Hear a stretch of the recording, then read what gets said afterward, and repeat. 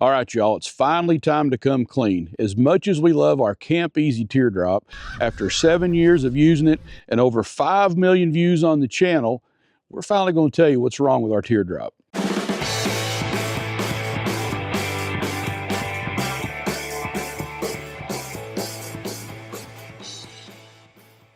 Hey, welcome back, everyone. If this is your first time here, welcome to the channel. If you've been here before, welcome back. We've been camping in this Camp Easy Teardrop for 7 years now, and you guys have been kind enough to watch the channel over 5 million times, and a big thank you to all of you for doing that. We love our Teardrop, but there's some things that we're not excited about, some things that we need to change, and we're going to come clean on those today. Let's get into it. I've got a 2-burner cooktop surrounded by a wooden drawer. I'm going to have to eat crow a little bit. You all are going to say, I told you so. Y'all kept telling me the thing was going to burn at some point. I kept saying no. Well, guess what? I finally singed it, and sure enough, there's a burn mark on there. I should have put some kind of protection on there that I did not do. So I just cut this little piece of aluminum. This is the same aluminum that's on the side of the camper. I had some scrap left over. I'm going to take this latch off. I'm going to screw this aluminum plate on there, put the latch back on, and it should be fine. And in case you're wondering, I held a little micro torch to this piece of aluminum for like 30 seconds. It didn't even discolor, so I know it's going to be okay. Does anybody know what this little black thing is and this little black thing is? The little black things are gutter plugs I bought at a local hardware store. And the reason they're there, whenever I close the galley hatch, it is so close to the cabinetry that it tries to hit that little handle there and that little handle there. The little plugs serve merely as a place for those handles to go to keep from denting the inside of the galley hatch. So it's not really a problem, but I had to cover up a problem. It shouldn't have had to be done. I should have planned for that. Don't do that on your build. I really wanted some fenders that would pop. I looked everywhere, spent like a couple months, and I finally found these back on Craigslist when that was a thing. These are fiberglass reproduction fenders that go on the rear of a 32 Ford pickup truck. These are a little wider, so if you want to put hot rod tires on the back of your truck, it'll accommodate that. I love the fenders, but what I don't love is that I did not put any kind of seal between the fender and the camper. I guess you'd call that fender welting. So now when I drive, I get these black smudges. These are not so bad right now because I've cleaned it, but I get these black smudges that go up on the side of the camper. I can't be looking ghetto going down the road like that. That's something I'm going to have to fix. This shouldn't be a problem, but it currently is.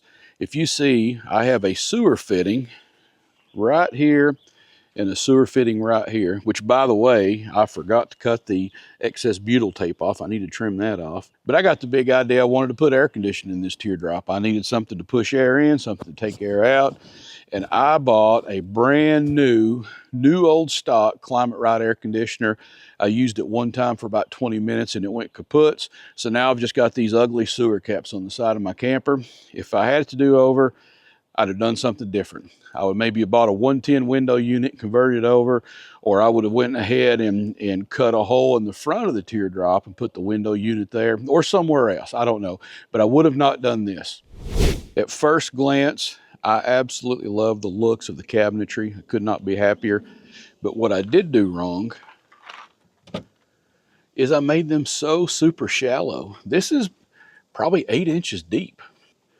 I put a little wooden back plate in here that covers up all the electrical components, which is fine. But what I should have done is brought the bedroom cabinets further forward, and then that would have allowed me to make the galley cabinets a little bit deeper. And that brings me to the next problem. As much as we love the inside of our Teardrop, and we generally do, these bedroom cabinets are just too far away. When we lean up in the bed, we have to really stretch to reach them. They need to be about 4 to maybe 6 inches further forward. That'll allow us to make the cabinetry deeper and make them more accessible. One thing we did do right was put a queen size bed in here. We made the camper 5 feet wide instead of 4 feet wide. However, we made the inside of the cabin, the inside of the bedroom, just the exact same width as the mattress. So now when you put on bedding, you really have to stuff it in there, and it's very difficult to do. Had I to do it over, this thing would be about 2 inches wider so that we could easily put the bedding on whenever we get to the campground. One of the best purchases that we made was this Max Air Max fan. This thing pulls lots of air through, and it gives us just the right amount of noise to sleep by because we like sleeping with a fan. But of the nighttime, when these curtains are closed, we don't want people seeing in. All that fan does is blow these curtains in like this right here, and they just flop around in our belly. So I needed to have come up with a way to bolt these things down or fasten them down where they're not going to move. If you got any ideas on that, there's probably some of you's got some clever ideas. Put that in the comments below. All of the wiring that goes to the lights, almost all of the wiring that goes to everything, goes right through the body of the camper. It goes around that curve, around the roof, and it goes down in behind this cabinetry to this electrical panel. That's a WFCO 8735. The problem is, if I ever want to add on to that wiring, or if I have a problem with the wiring, I can't get to it. I mean, how stupid was that? What's going on inside this thing is what's there for eternity, unless I want to rip the camper apart. If I could tell you one thing not to do on your own camper build, do not run your wiring inside the body of the camper, because you're once and done. So what can you do? With the exception of the taillights, every single bit of electricity is running in that trough. All the 12 volt is running up in this panel, in these two panels up inside of here. So I can get to any of the electric anytime. So if he ever wants to change anything, all he has to do is drop it down, and right there everything is. Curtis, if I only knew you when I was building this camper. The tongue box, I could not be happier with the way it looks and the size, but here's my problem with it. I don't have a way to keep it open.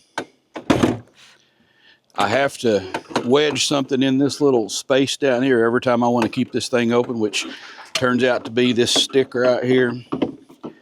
I mean, how ghetto is that? I need to come up with some kind of a mechanism that'll hold the thing open. It's like when I go camping, I feel like I have to take everything that I could ever possible need, and it ends up in this tongue box. And then when I do need something, I can't find it because it's so crowded. And while we're in here, I did the wiring on the battery and all the power systems right at the very end of the build. And I got in a little bit of a hurry, and it's not clean. And I hate showing people this at the campground. You can see I've got corrosion down here. I need to clean that corrosion off. I need to do something better. My positive post is not even protected. This looks junky. It works just fine, but I really need to clean this up and reroute the wires. And you see this big dent right here on this little drip cap above the window? That's because whenever I built the doors originally, I did not have a way to stop them from opening too far. I later had to go back and put a strap on this thing. Every time we'd open the door and it would get away from us, it would slam the corner of the teardrop, and then all of a sudden I'd have a dent on this drip cap. Whenever we started camping, we used whatever cheap paper towels we could find. And when we got to the campground, they were completely unrolled, like I was trying to roll somebody's house at Halloween. Listen, y'all, this is a teardrop camping trip. We're not trying to roll somebody's house at Halloween. What did we do?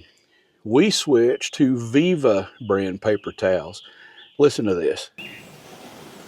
They actually almost sound like Velcro unraveling. So when you get to where you're going, they're going to look like when you started. At nighttime, I use a CPAP. I have no place to put it but on the bed. I should have put a shelf going across this thing, and that's something that we're going to do as a future project. We just need more storage because we have all kinds of stuff sitting at the foot of the bed, and it gets in our way at night. Now for the great debate. Should I sink or should I not sink? I posted this on the internet the other day and had tons of comments about why you should have a sink in your teardrop and why you should not have a sink in your teardrop. I've been using this particular teardrop for 7 years, and I have decided that I made a big mistake.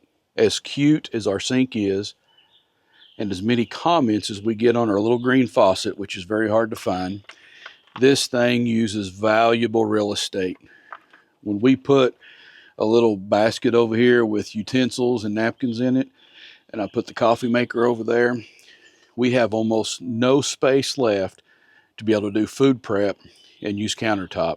So as we speak, I'm planning on ripping this countertop out, putting it back, still green. I think I've got enough green for Micah left to do that. I want to put it back without a sink in it. I've already added a little green shelf over here on the side. I just got that built yesterday. I think that turned out pretty cool. Used the same green for Micah that's in the countertop in the galley. But what I'm wanting to do is I'm wanting to put a little clip-on sink station right here. I think that'll be a good idea. I think I can still use the green faucet. I think I could just make a connection that'll go right to a water hose at the campground, and I can have a little sink wash station right here on the side. I'd like to know what your comments are if you have that same setup, if you found that valuable. As part of losing the sink, we're now going to gain real estate down here. This is the waste tank that we're currently using for the sink. Here's the fill that goes to a freshwater tank below. And then I've got the world's loudest water pump down in there. I don't know if you can see it or not. But this is a ton of valuable real estate that we've just wasted over all these years. I'd like to take this cabinet door off, put a little slider shelf in there, and put an air fryer in it. We use an air fryer at home quite a bit. Find it to be a pretty useful tool. And let's face it, on the East Coast, there's not as much dry camping as there is out west. We've almost always got a power hookup. And if we don't, I can bring a power station with me. An air fryer will be indispensable. Or if you think I'm off my rocker and I need to leave the sink in there, but you're gonna have to make a pretty strong argument for me to do that. My number one source of contention, and I'm almost embarrassed to even say this, are the stinking lights on the trailer. The one thing I said I would never have problems out of is the one thing I've had problems out of pretty much every trip over the last few years. And almost every trailer I've ever owned has had problem with the lights, factory built or not. I did not want to have those problems out of the Camp Easy. And guess what? I've got a set of magnetic clip-on trailer lights from a place like Harbor Freight on here right now. Almost every trip I've made in the last 3 or 4 years, the lights have went out on me as I was leaving the house. I really wanted to make sure I'd have no problems. I ran a separate ground wire to every single light. I soldered all the joints and sealed them up. And you would not believe how many times I've had a light not working and I crawl under the camper and find that that solder joint has turned to white powder. I don't know what the heck can make that happen, but it has. My solder joints are all failing. I'm going to have to go back with all new wiring. I'm going to have to put those crimp connectors on there that have like that little heat sealed jelly inside of them. And I'm going to have to completely do this from scratch. I'm embarrassed by that because I was bragging to Joanne how it was going to be the best thing ever hit the road. And it's like the only thing I've really ever had major problems with. You can see I've got those temporary lights wrapped around the tongue, coming up through here. We can't have that on the Camp Easy. That makes us look like an amateur. Listen, this video is not meant to be a beatdown if you're wanting to build your own teardrop camper. Actually, on the contrary, I think you should build your own teardrop camper. Some of the best times I've ever had in my adult life have been in this little teardrop. When I lay down at night and I'm just looking around, and I tell Joanne every single time, can you believe that I actually built this thing? It has brought so much satisfaction, and I look forward to so many more years of using it. But hopefully the things that I showed you will help you avoid some mistakes when you're building your own camper so you can enjoy it even that much more. But the cool thing is, if you've got a YouTube channel like me, these are all projects that you can make future videos on how to fix. So I hope you enjoyed today's episode. Hit that like button if you did. Hit subscribe if you want to come back. Both those things really help the channel grow. And until next time, take care. We'll see you on the road.